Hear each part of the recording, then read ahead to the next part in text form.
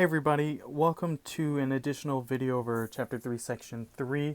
I'm just going to do 3 examples figuring out the slope between 2 lines, and I will compare those slopes and determine if they're parallel, perpendicular, or neither. Remember, parallel slopes have the same exact slope, perpendicular lines have opposite reciprocal slopes, and then if they're neither parallel nor perpendicular, they don't have any of those properties. So, in case you need it, here is the slope formula. Y2 minus y1 over x2 minus x1. Remember, slope's always written m equals because it's m from the y equals mx plus b.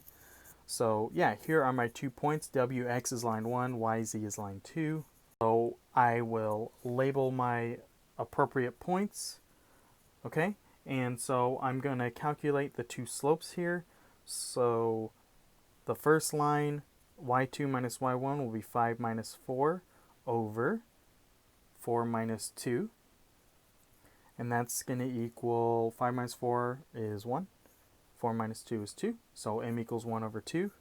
And then the second line, I have negative 7 minus 1 over 8 minus 4. So negative 7 minus 1 is negative 8. 8 minus 4 is positive 4. Negative 8 over negative 4 is negative 2. And since that's a whole number, you could, if you wanted to, throw it over 1, because you might want to do that because it helps you see that this is the opposite reciprocal of this one. This is positive, that's negative, so that checks the opposite box.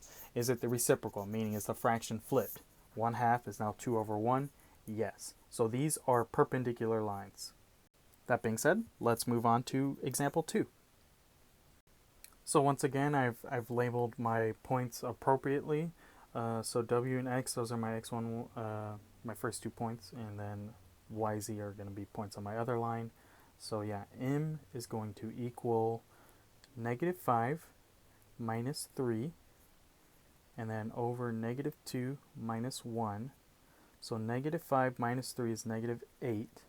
Negative 2 minus 1 is negative 3. The negatives would cancel, leaving me with positive 8 over 3. Remember, I always like to leave my slopes as a fraction, so that m is going to stay 8 over 3. The second slope is going to be negative 3 minus negative 2. Remember to write that extra negative, or like carry the sign with it. So 8 minus negative 6 is on bottom.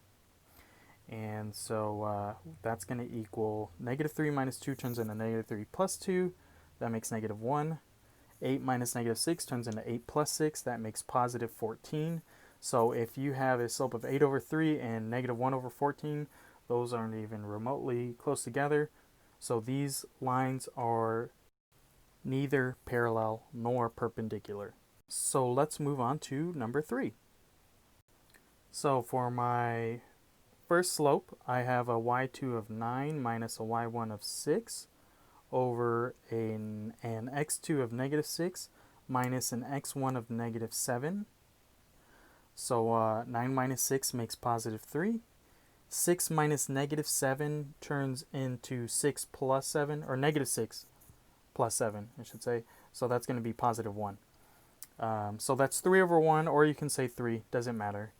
And so my second slope is going to be m equals y2 is negative 6 minus y1 of 3 divided by an x2 of 3 minus an x1 of negative 6, or no, positive 6, 3 minus 6. So that's going to equal negative 6 minus 3 is negative 9. Negative 9 over 3 minus 6 is negative 3. The negatives would cancel, and 9 over 3 makes 3. 9 divided by 3 is 3. So I have matching slopes.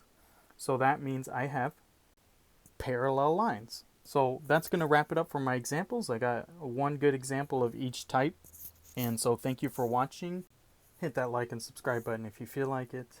I'm not going to make money off of this either way, but thanks and goodbye.